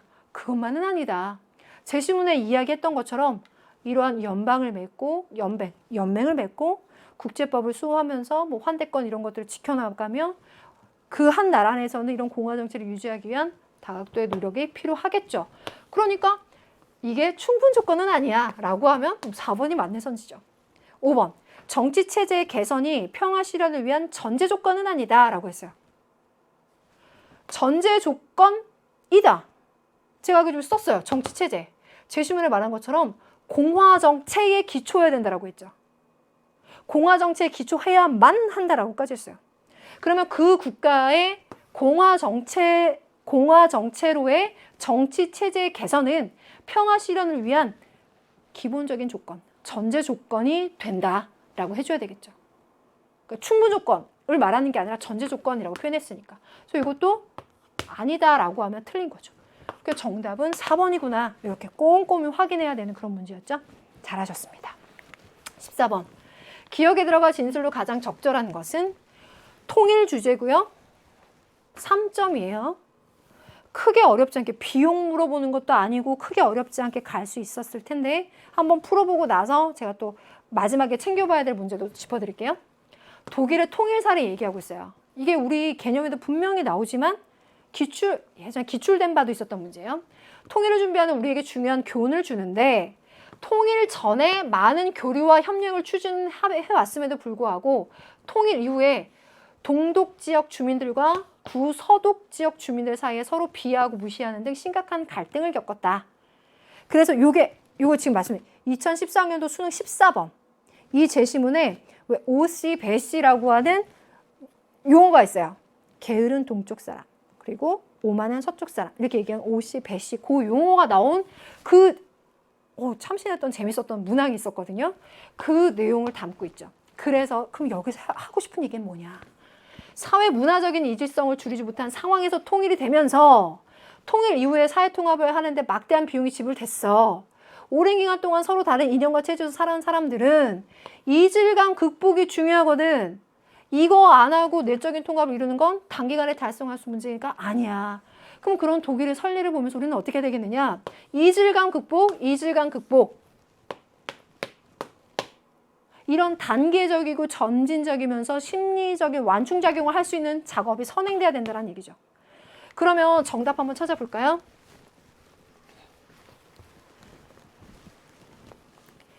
(3번에) 있는 장기적인 대책이라는 말에서 점진적이거나 단계적이거나 아까 심리적인 갈등이나 이질감을 극복할 수 있는 그런 류의 메시지가 정리가 되죠. 그건 정치적이거나 군사적인 측면에서의 통일보다 사회 문화적인 통합 이질감 극복이 가능한 거죠. 그래서 3번이 정답. 이렇게 3점 득점. 고맙죠? 그러면 나머지 틀린 거 신속하게 한번 얘기해 볼게요. 5번부터 가볼까요? 이념적인 통합이 선행되지 않으면 통일을 위한 노력을 중단해야 되는가? 지금 이런 얘기를 하기보다는 지금 얘기했던 것처럼 이질감을 극복하기 위한 유의 노력. 3번과 같은 노력을 이야기하고 싶은 거고요. 4번, 동질성을 회복하고 이질감을 극복해야 되는 건 중요한데 급진적인 통일로 안 된다는 거예요. 그래서 제가 일부러 이 말을 함께 더불어 썼어요. 점진적이고 단계적이고 장기적인. 급진적인 거 말고. 두 번째, 흡수 통일을 지향해야 되느냐. 흡수 통일이 되어버리면 급진적으로 또 정치적인 면에서의 통일은 빨리 되어버릴 수 있어요. 그런데 그 사회적인 갈등이나 이질감을 극복하는 그런 작용이 상당히 약해서 문제가 나타날 수 있다는 거죠. 그래서 흡수 통일을 지양해요. 지양. 첫 번째, 교류와 환영보다는 체제의 우위를 공고해야 된다. 체제라고 하는 것을 무시한다라는 건 아니지만 기본적으로 이러한 류의 통일로 가기 위해서는 교류와 협력의 단계가 꼭 필요하다는 얘기를 하고 싶은 거죠. 나머지 오답이요 말씀드렸고요. 정답 3번까지 설명드렸습니다. 잘했어요. 통일 문제는 지속적으로 출제되고 있습니다. 15번. 가별병 사상가들의 입장을 나그림으로 표현할 때 A부터 D에 해당하는 진술로 적절한 것만을 보기에서 있는 대로 고른 것은. 나올 만한 사람 일단 다 나왔죠. 갑번. 동물을 잔악하게 다루는 거? 인간 자신에 대한 의무에 어긋나는 거야. 타인과의 관계에서 도덕성에 도움이 되는 자아적 소질을 약화시키기 때문이지. 칸트 선생님 굉장히 많이 나왔죠. 1번. 고통과 즐거움을 느낄 수 있는 존재에 대해서 우리는 이익평등 고려 원칙을 적용해야 되고 동물의 고통을 무시하는 행위는 일종의 종차별주의적인 태도야. 싱어 선생님이죠. 이제 직관적으로 이제 점점 제시문이 쉬울수록 선택지에서 얼마나 어렵게 내려고 이렇게 확 열어주지? 이런 긴장감이 싹 들어와요. 병번은 개인은 상호 의존적으로 이루어진 공동체의 구성원이야. 대지. 이 대주윤리를 통해서 공동체 범위를 흙, 물, 동식물을 포함하도록 확장해야 돼. 그러니까 생태계 전반, 생태 피라미드, 대지 전체를 이야기하는 레오폴드. 칸트, 싱어, 레오폴드. 그리고서 이 말이 A, B부터 갑을, 을병, 갑병, 갑을병 따져봐야 돼. 그러면 갑과 을만의 공통 입장이다 라고 한다면 칸트와 싱어만의 공통 입장인지 따져봐야 되고, 두 번째 싱어와 레오폴드. C번은 칸트와 레오폴드. 실수하지 않기 위해서 적고 가볼게요. 갑을병이면 칸트, 싱어, 레오폴드 세 사람 모두 기본적으로 개념 필요한데 점점 추세는 계속 지금 강조하고 있죠. 우리가 기본적으로 강조되어서 학습되었던 그 개념을 새로 출제된 그 문장, 그 선택지에 적용해서 유추해보는 사고력이 필요해요. 그럼 내가 개념을 모르나? 라고 긴장하지 말고 잘 판단을 해봅시다. 일단 자연과 윤리 단원이니까 소재가 뭔가 혹은 주어가 뭔가 대상이 뭔가를 보면 자연을 어떻게 인간이 바라봐야 되는가? 도덕적 지위를 갖는 존재가 어디까지인가? 그런 측면에서 봤을 때 기억에서 이야기하는 경제적 관점에서 이 얘기가 기억번, 니은번, 리을번 또 어느 정도 논리적으로 통하는 이야기가 될 거예요. 자, 그럼 선택지 가볼게요. 기억번. 자연을 경제적 관점에서 이용하는 것이 허용될 수 있다. 허용될 수 있다. 그러면 자연을 경제적 관점에서 이용하는 거, 인간 중심주의적인 칸트적인 관점에서 봤을 때 자연이요. 주어가 자연이요. 자연이라는 대상물을 인간이 이용해서 경제적으로 이익을 얻거나 합리적인 이익을 추구하는 것이 허용될 수 있겠냐? 칸트 입장에서 긍정하겠는데요. 그죠? 그러면 싱어 입장에서 봤을 때 이 자연의 대상물을 혹은 자연을 경제적 관점에서 이용을 해서 유용성의 원리, 비용 대비 혜택 분석을 생각해 봤을 때 자연을 그렇게 경제적 관점에서 이용해서 효율적이고 경제적인 합리적인 이익을 추구하는 것이 허용될 수 있겠네. 두 사람 다. 그러면 강권은 갑과 을만의 입장인 거니까 그럼 레오폴드는 정말 아닌가요? 이것만 판단해주면 되죠. 레오폴드 입장에서는 대지윤리 생태 피라미드 전체 사이의 조화와 균형을 이야기하는 거죠. 그렇다면 주어가 인간이 자연을 경제적 관점에서 이용하는 거 불허인가요? 허용될 수 있죠. 허용될 수 있는데 다만 그것을 경제적 관점에서만 바라보지는 말고 심미적이고 윤리적인 관점에서도 그 균형과 조화를 깨뜨리지 않는지를 생각하라는 거잖아요. 그렇다면 자연의 대지의 아름다움, 신미성, 또 윤리적인 관점, 그 조화와 균형을 깨지 않는 범위 내에서 자연을 경제적 관점에서 이용하는 거 허용되냐라고 한다면 레오폴드 입장에서도 부정은 하지 않겠는데요. 그렇다면 허용될 수 있다라고 본다면 이건 갑과 을만의 입장이다라고 하는 건 아니겠다라고 빼죠. 요렇게요. 그래서 두 선택지로 압축되면서 디귿번이 관건이겠는데 했는데 여러분들도 아마 디귿번에서 고민 많이 했죠? 니은번 가볼게요. 니은번은 훈련 많이 됐죠? 이성적 능력을 기준으로 도덕적 지위가 결정되지는 않아. 그렇죠. 인간 중심주의자 칸트를 빼고 이 셋 조합 중에서는 동물 중심주의와 전륜적인 관점의 레오폴드가 도덕적 지위를 결정하는 데 있어서 쾌고감수 능력을 가졌냐 아니면 생태계 전반이냐를 보고 있으니까 이성적 능력이 도덕적 지위를 결정하는 결정적 요소는 아닌 거죠. 그죠? 그걸 넘어서니까. 결정되지는 않는다. 둘만의 입장 맞죠? 그럼 니은번은 꼭 들어간단 말이에요. 이거 확인만 해서 니은 들어가는 거 맞네. 확인만 했어요. 그럼 디귿 선택지를 판단해 보는 게 중요하죠. 디귿, 고통을 느끼는 모든 존재가 존속할 권리를 갖는 것은 아니다 라는 문장에 C라는 구성은 칸트와 레오폴드만의 공통 입장이 맞느냐 아니냐를 우리에게 판단하라고 하고 있습니다. 그럼 이 부분에서 중요한 것은 특히나 레오폴드에게서 생명 공동체의 구성원, 그 안에 들어가는 인간, 또 인간이 아닌 또 다른 동료 구성원들에 대해서 언급하는 부분에서요. 이런 이야기를 하고 있어요. 토지윤리는, 즉 대지윤리는 그들도 존속할 권리가 있음을, 그리고 좁은 구역이나마 자연 상태로 존속할 권리가 있음을 천명한다라고 언급하고 있는 부분이 있는데요.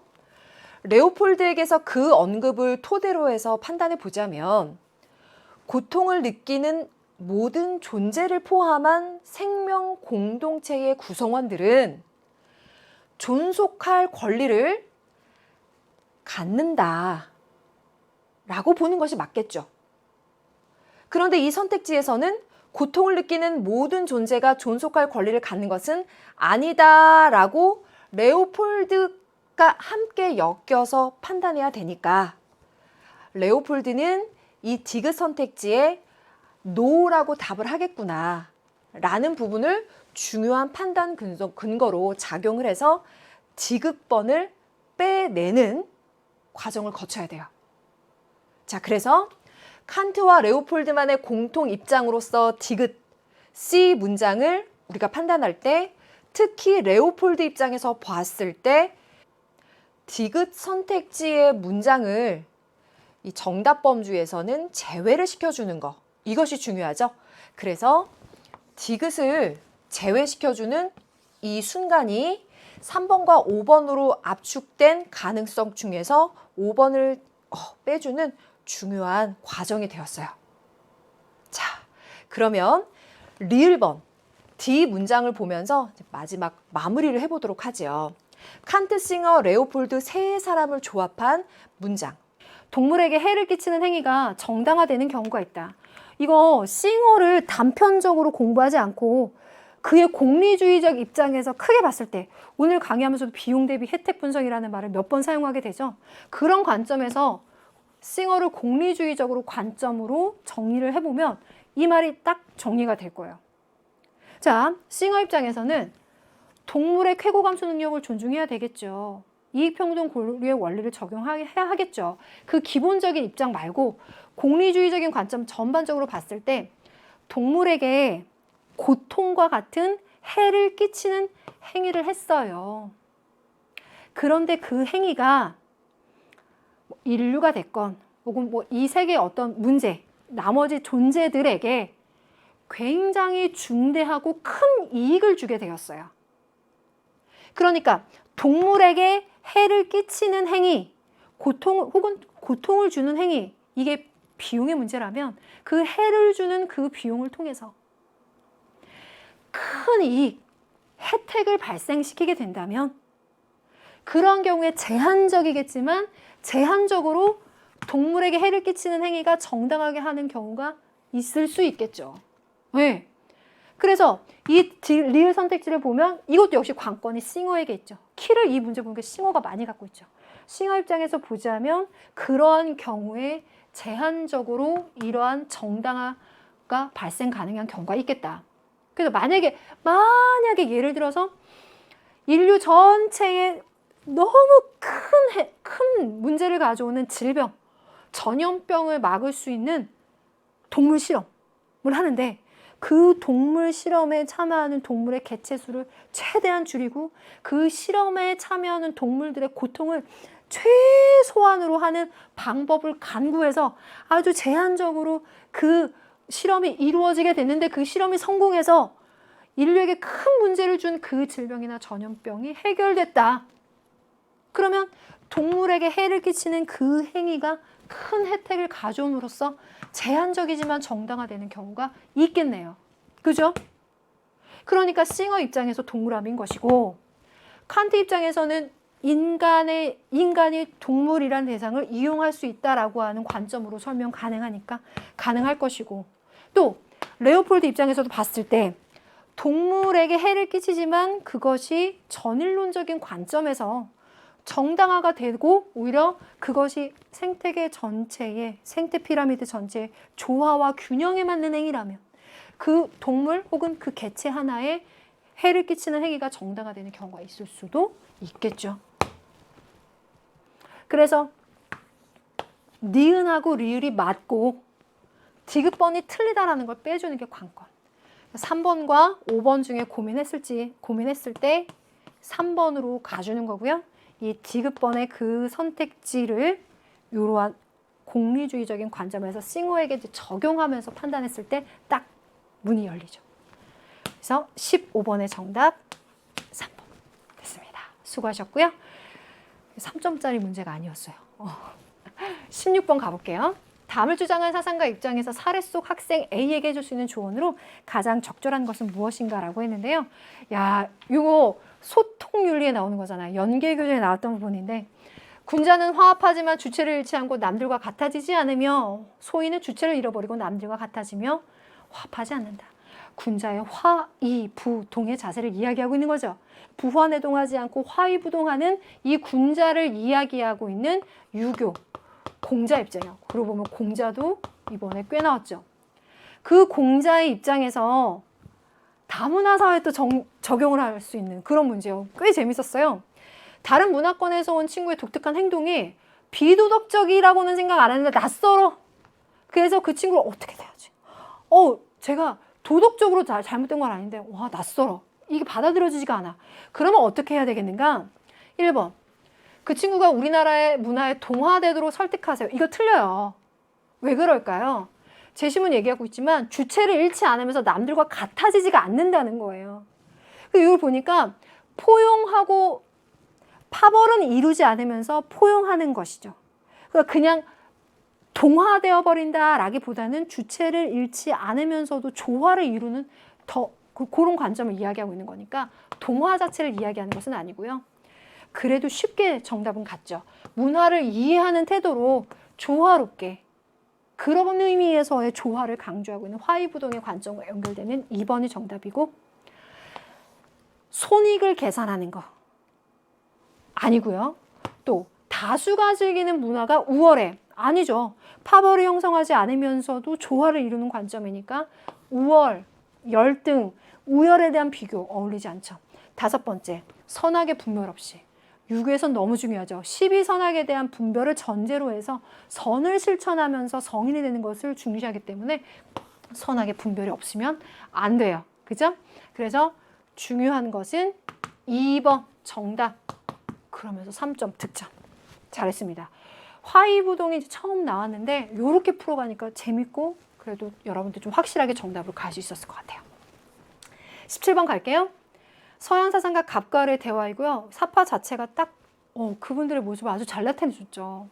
갑을 보니까 평등한 자유 원칙에 대한 심각한 위반은 시민 불복종의 대상이 된다라고 이야기하면서 다수자의 정의감에 호소해서 자유로운 협동의 조건이 침해되었다는 것을 정당하게 알린다란다면 갑은 롤스 입장이고요. 을은 민주적 의사결정을 좌절시킨다기보다는 복원시키려는 시도여서 이것을 오히려 존중하는 태도예요. 중단시키려고 하는 악의 크기와 불복종 행위가 가져올 법과 민주주의에 대한 존중심의 감소 정도로 저울질해봐라 라고 하는 것에서 공리주의적인 관점에서 피터 싱어가 이야기하는 것이자 출제되었었던 제시문의 핵심적인 부분이 고맙게도 들어와져 있어요. 그러면 기억번 갑. 차등의 원칙을 위반한 정책은 시민 불복종의 대상이 된다 안 된다? 안 된다죠. 차등의 원칙이라고 하는 것은 분배적 정의를 실현하기 위해서 차등의 원칙을 사회 구성원들이 합의했습니다. 그런데 시민 불복종에서 이 부분을 시민 불복종의 대상으로 논의가 되거나 이것을 가지고 불복종의 문제가 일어난다. 말하자면 차등의 원칙에 근거한 이런 어떤 제도나 정책들을 나는 지키지 않겠다라고 하는 행위가 나오는 것은 그 사람의 개인적인 경제적 유불리, 이익과 불이익의 문제가 관여되게 되거나 그것으로 인해서 사회 기본 질서가 흔들릴 수 있다라고 하는 것을 롤스는 우려하니까 대상이 되지 않는다라고 얘기하죠. 그래서 이 부분 중요하게 공부하고 기억번을 빼내면서 4번과 5번으로 압축. 니은번. 매우 부정의한 입헌 체제에서 시민 불복종은 성립할 수가 없다. 자, 민주주의의 헌법에 기반한 체제라면 거의 정의로운 사회로서의 질서를 유지를 해야 할 텐데 그렇지가 못하고 매우 부정의한 법에 근거해서 독재를 정당화시키는 법들이 있는 그런 사회에서 시민 불복종이 성립할 수 있냐? 없다. 거의 정의로운 사회에서 이루어지는 것이다. 그렇죠? 그래서 없다라는 말이 맞는 거죠. 그러니까 니은번은 꼭 들어가야 되는 거죠. 자, 확인했고 디귿번. 시민 불복종을 하는 시민은 보편적인 법치 원리를 존중한다라고 했어요. 민주적인 의사결정, 보편적인 법치 원리 존중해요. 그래서 최대한 이것을 준수하기 위해서 여러 가지 시도를 해보고 나서 그것들이 좌절됐을 때 시민 불복종이 일어나는 거죠. 그러니까 보편적인 법치 원리를 존중하는 민주적인 시민들에게서 일어나는 시민 불복종을 이야기하는 거. 디귿번 맞아요. 네, 맞아요. 관건은 리을번이에요. 요거는 제가 설명을 좀 했었는데 시민 불복종으로 발생할 불행한 결과를 고려해야 된다라고 했어요. 시민 불복종의 결과가 어떠할까를 고려해 라고 하는 것은 기본적으로 여러분들이 딱 싱어라고 하는 공리주의자 유용한 경험의 결과가 유용하냐 아니냐, 이익을 가져오느냐 아니냐, 이거 판단해 본다라고 하는 게 기본적으로 매치가 잘 되죠. 그 제가 롤스에게도 얘기했어요. 그런데요, 롤스에게서도 이 시민 불복종 운동이 성공할 것이라는 합당한 전망, 그 절차나 방법에 대한 보편적인 합의 같은 것이 필요하다는 얘기를 해요. 그리고 이것이 7월 학력평가에 2회 정도 계속 출제가 되었어서 그런 것도 챙겨두면 좋겠어요. 그리고 보면 두 사람의 입장을 크게 왜곡 없이 무난하게 잘 만든다면 이 시민불복종의 결과가 성공할 것인가 어떨 것인가에 대해서 고민해 봐야 된다라고 하는 거에 대해서는 두 사람 다 숙고의 대상이 된다. 그렇죠? 그래서 리을번 들어가는 거죠. 그래서 3번과 5번 중에 고민했다면 리을번이 꼭 들어가줘야 돼요. 정답 5번. 네, 잘하셨습니다. 그러면 18번 갑니다. 다음을 주장한 사상가 입장으로 가장 적절한 것은 무엇입니까? 라고 했는데요. 이 사상가를 보면서 사상가가 누굴까? 라고 고민했을 수도 있겠지만 제시문으로 충분히 풀려요. 그 다음에 사상가가 누군지 말씀드릴게요. 결혼은 서로에게 평등한 권리를 허용하고 자신의 전인격적인 전 인격을 온전히 상대방에게 양도한다라고 하는 조건을 받으겠다는 두 사람 사이의 계약이다. 전 인격을 상대방에게 양도해요. 그리고 각자는 상대방의 전 인격에 대한 완전한 권리를 갖고 되면 이제 인간성을 추락시키지도 않고 도덕성을 위반하지도 않으면서 성관계가 가능한 방식이 이성을 통해서 명확해진다는 거예요. 그러니까 성과 사랑의 윤리 중에서 말하자면 보수주의, 중도주의, 자유주의 이렇게 공부했었는데 지금 이 입장에서는 결혼, 혼인, 부부 요 제한 조건 내에서 성이라고 하는 것이 성립 가능하다라고 보는 것이죠. 그러면 자발적인 동의가 없는 성관계도 도덕적으로 정당화될 수 있냐? 안 되죠. 결혼이라는 조건이 충족될 때 상대방의 성을 향유할 수 있다. 그렇죠. 결혼과 부부 사이. 세 번째, 타인에게 해를 끼치지 않는 모든 성관계는 도덕적으로 정당화되느냐? 아니죠. 왜냐하면 전제 조건이 있으니까. 네 번째, 인격적인 만남을 통한 성관계는 부부 사이가 아니어도 정당하다라고 했는데요. 부부 사이여야 해요. 그렇죠?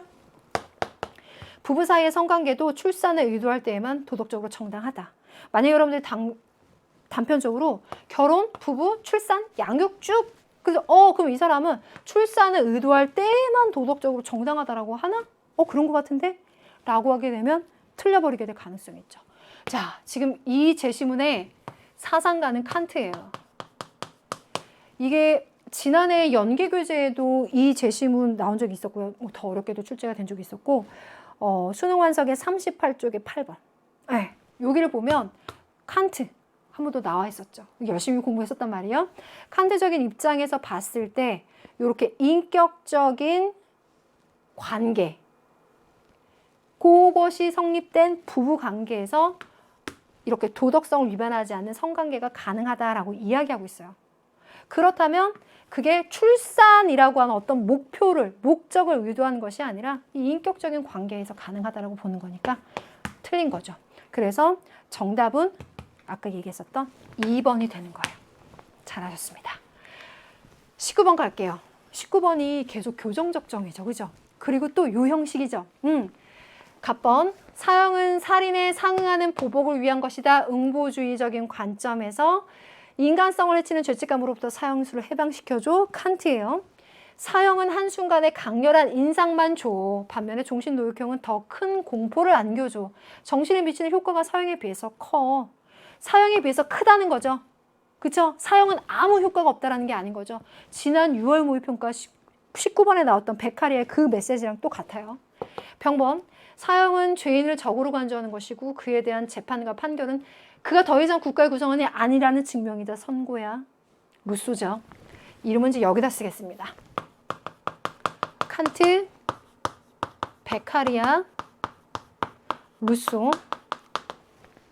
A와 C는 두 사람에게서 베카리아가 받는 비판인데 형벌이 주는 공포는 강도보다 지속성에서 나옴을 간과하냐. 베카리아 입장에서는 형벌이 주는 공포 중요하게 생각하는데 강도보다는 지속성이 더 중요하다고 보기 있기 때문에 사형 자체보다는 종신노역형이 더 효과적일 것이라고 보는 사람이죠. 그러니까 이 지점을 간과하지 않는단 말이에요. 그러니까 1번은 베카리아가 받을 비판이 되지 않죠. 2번, 종신노역형이 범죄자를 목적으로 대우하는 형벌임을 간과한다라고 했는데 이건 베카리아가 칸트에게 주는 비판이란 말이에요. 그럼 기본적으로 베카리아는 종신노역형을 범죄자를 목적으로 대우하는 형벌이라고 보느냐. 베카리아 입장에서는 종신노역형이라고 하는 것이 사형에 비해서 지속적인 공포를 주면서 효과적인 형벌이 된다라고 보는 거죠. 범죄자를 목적으로 대우하는 형벌이라고 보면서 칸트 당신은 그것을 모르고 있군요라는 비판의 구도가 아니란 말이죠. D번, 사형은 시민의 범죄 의욕을 전혀 억제할 수 없다. 자, 제시문에서 말한 그 단서와 지난 6월 모의평가 19번의 3번 선택지 비교해보면 베카리아 입장에서 루소에게 비판한다 했을 때 기본적으로 베카리아 입장을 생각해보면 사형은 시민의 범죄 의욕을 전혀 억제할 수 없다라는 게 아니고 종신노역형에 비해서 사형의 효과가 오히려 적을 것이다 라는 거죠. 사형에 비해서 종신노역형이 더 효과적이다라고 하는 건 사형이 전혀 효과가 없어서가 아니라 그거보다는 그 강도가 센 거보다는 지속성이 오래가는 형벌을 찾자면 그게 바로 종신노역형이다라는 구도라는 거죠. 단편적으로 개념이 정리되어 있는 문장을 보지 말고 맥락을 잘 이해해야 된다는 거죠. 그래서 이것도 역시나 비판으로 나갈 수가 없는 얘기죠. 4번. 2. 사형은 시민들의 생명을 지키기 위해서 실행되는 형벌인데 당신은 그걸 간과하고 있군요. 라고 루소가 칸트에게 준다는 거예요. 시민들의 생명을 지켜야 돼. 우리는 그러기 위해서 계약을 했잖아. 그런데 계약을 파기하고 다른 시민들의 생명을 빼앗았어? 그러니까 공공의 적이지. 시민들의 생명을 지키기 위해서는 사형이라고 하는 것이 성립 가능해. 라고 봐요. 그런데 칸트의 경우에는 그런 계약의 내용이라 그런 류의 사형의 어떤 이러한 류의 당위성에 대해서 간과할 수 있겠죠. 4번이 정답이고요. 5번 틀린 이유는 뭐예요? F. 칸트가 루소에게 주는 비판이라고 했는데 범죄자를 처벌하는 것은 그가 처벌을 의욕했기 때문에 간과한다라고 했어요. 이거 많이 얘기했죠. 범죄자는 처벌을 의욕하거나 원하거나 선택할 수 없어요. 처벌받을 행위, 즉 범죄 행위를 의욕한 거죠. 처벌받을 행위를 의욕하고 원하고 선택한 것이지 그 범죄자는 그럼 제가 어떠한 처벌을 받겠습니다 라는 그 처벌을 의욕할 수는 없단 말이에요. 그래서 이것은 칸트의 입장이 아니기 때문에 칸트에게서 루소에게 갈 비판의 구도가 되지 않는다라고 빼주는 거죠. 정답 4번이라는 거죠. 마지막 문제네요. 기억에 들어갈 내용으로 가장 적절한 것은 무엇입니까? 라고 했는데 제시문 첫 줄부터 쭉 읽어갈 수 있겠지만 결정적인 단서 짚으면서 가보죠.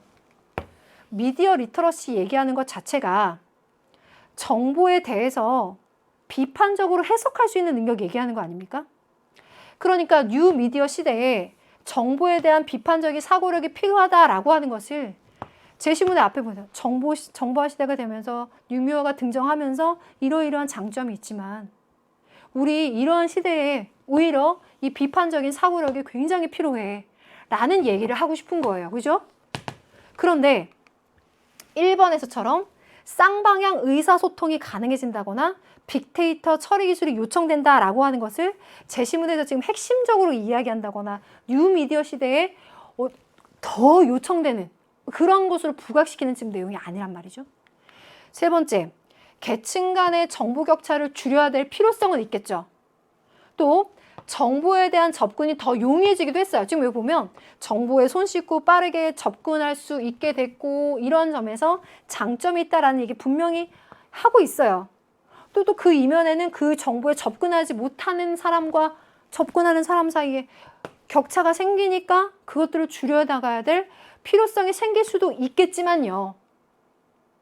그런 내용을 토대로 해서 결론으로 간 얘기는 그러니까 이러한 문제들을 해결하려면 뉴미디어 시대에는 비판적인 사고력입니다.